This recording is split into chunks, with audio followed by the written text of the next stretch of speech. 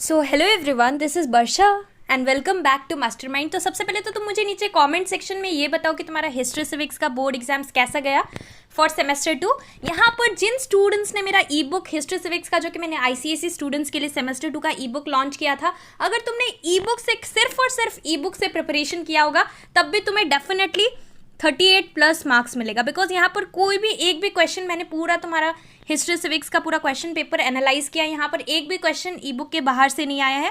सारा चीज़ ई बुक के अंदर, सारा क्वेश्चंस इंक्लूडेड था। सो तुम में से काफ़ी सारे स्टूडेंट्स मेरे को मेल्स कर रहे थे, डीएम्स कर रहे थे और ये बोल रहे थे कि Varsha didi, I am going to score 40 out of 40 in history civics. So definitely congratulations to each and every one of you. Definitely तुम्हारा एग्जाम्स बहुत अच्छा गया होगा। और तुम आउट ऑफ 40 कितना एक्सपेक्ट कर रहे हो हिस्ट्री सिविक्स में, 38, 37 जो भी एक्सपेक्ट कर रहे हो, तुम अपना मार्क्स मुझे नीचे कमेंट सेक्शन में जरूर बताओ। नाउ इस वीडियो में हम सॉल्यूशंस को लेकर डिस्कस करने वाले हैं।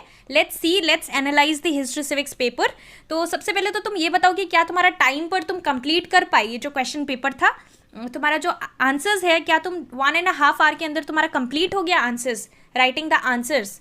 Do tell me that in the comment section. देखो यहाँ पर सबसे पहले तुम्हारा पार्ट 1 है। पार्ट 1 में तुम्हें अटेम्प्ट ऑल द क्वेश्चंस, तो यहाँ पर तुम्हें सारा क्वेश्चंस करना था, दैट इज एमसीक्यू टाइप। तो यहाँ पर पहला क्वेश्चन है, द हाई कोर्ट जज can remain in office till he or she attains the age of, this is 62 years. So option number C is correct. I hope तुम सभी ने 62 लिखा होगा। अगर 62 लिखा है सो 1 मार्क्स मिल जाएगा तुम्हें। उसके बाद नेक्स्ट क्वेश्चन है, which of the following statement does not apply to the Lok Adalat. यहाँ पर लिखा है डज नॉट अप्लाई, तो जो अप्लाई नहीं होता है, जो एप्लीकेबल नहीं है, तुम्हें वो लिखना है। तो इसका option number C will be correct. Why? Because यहाँ पर लिखा है the cases take a long time to get resolved. No, this does not apply to the Lok Adalat, because Lok Adalat it provides speedy justice. So speedy justice होगा। उसके बाद 3 का question क्या था? 3 का क्वेश्चन था, a person should have completed the age of dash to be eligible for election. इसका तुम्हारा आंसर होगा 35 ईयर्स, वाइस प्रेसिडेंट का। So I hope you have got it correct. उसके बाद 4th 1 का तुमने क्या लिखा ये मुझे नीचे बताओ। देखो 4th का क्या होगा, the president can declare a national emergency. This is very simple, option A is correct. There is a threat to the security of the country. उसके बाद नेक्स्ट है क्वेश्चन नंबर 5। क्वेश्चन नंबर 5 का question तुम्हें दिया गया था, the session court deals with dash cases, criminal cases. Option B will be correct. उसके बाद नेक्स्ट है क्वेश्चन 6। क्वेश्चन 6 है, which of the following countries is not a permanent member of the security council. So permanent member जो नहीं है वो है तुम्हारा Germany. This is non permanent member. Total 10 non permanent members होता है, तो यहाँ पर जर्मनी इज देयर। उसके बाद नेक्स्ट है तुम्हारा question number 7. Question number 7 is the signatory countries of the triple alliance. So triple alliance का क्या क्या कंट्रीज था? Germany, Austria, Hungary and Italy. तो ये तुम्हारा 3 कंट्रीज था। सो ई बुक से ही सारा क्वेश्चन आया था। एक भी क्वेश्चन, मैंने तुम्हारा पूरा क्वेश्चन पेपर एनालाइज किया, जो कि तुम्हारा सेमेस्टर 2 का ये क्वेश्चन पेपर है हिस्ट्री सिविक्स का।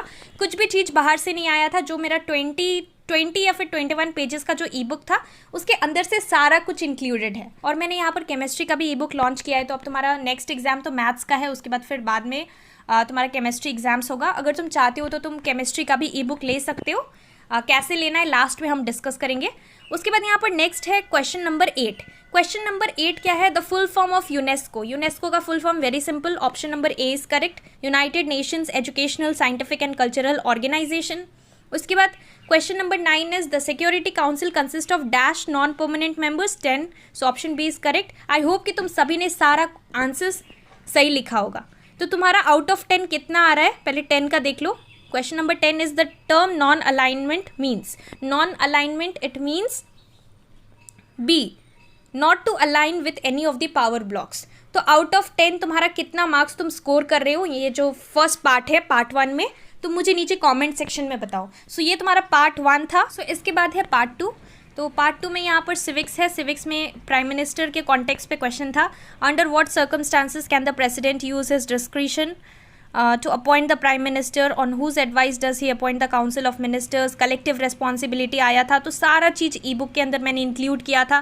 फिर categories of council of ministers 3 categories था, ये भी क्वेश्चन इंक्लूडेड था। उसके बाद यहाँ पर what is the term of the supreme court जज, प्रोसीजर थ्रू विच द जज can be removed, judicial review भी था। ओरिजिनल ज्यूरिसडिक्शन मैंने बहुत बोला था कि यहाँ पर मैंने स्टार मार्क कर रखा था ई बुक में और मैंने वहाँ पर इंपॉर्टेंट लिख दिया था, बिकॉज ये ओरिजिनल ज्यूरिसडिक्शन मुझे पता था कि ये क्वेश्चन डेफिनेटली तुम्हारा आएगा। सो ये आया भी ये वाला क्वेश्चन।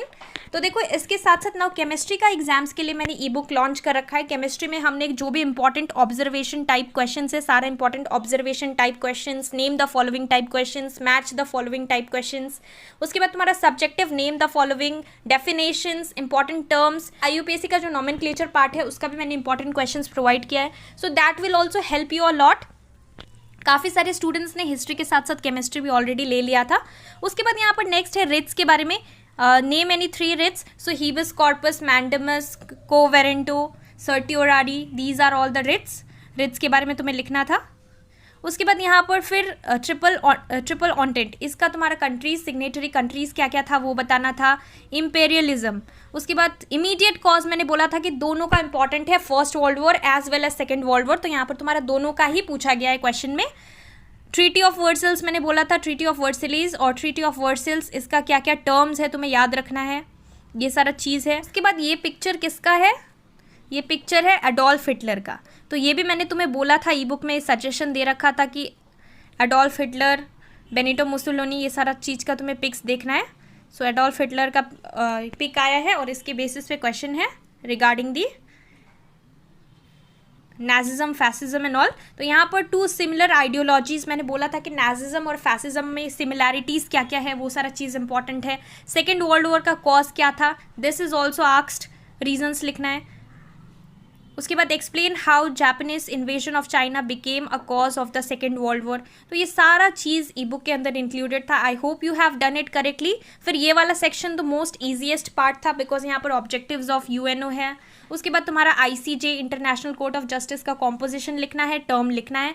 उसके बाद mention any 3 functions of general assembly, definitely तुमने पढ़ा होगा, security council as well as general assembly का functions of who and what is the full form of WHO, that is World Health Organization. So the question paper was really very easy. हमने पूरा analyse किया question paper और तुम्हारा 10 में तुम्हारा कितना score आ रहा है MCQs में, ये तुम मुझे नीचे कमेंट सेक्शन में जरूर बताना। अब तुम्हारा 3 डेज का गैप तुम्हें मिला है मैथ्स एग्जाम के लिए। सो अब मैथ्स तुम्हें अच्छे तरीके से प्रैक्टिस करना है, 3 डेज है तो अच्छे तरीके से यूज़ करना 3 डेज को। और यहाँ पर हम मैथ्स के लिए भी कुछ इंपॉर्टेंट सजेशंस, कुछ इंपॉर्टेंट क्वेश्चन सॉल्व करेंगे।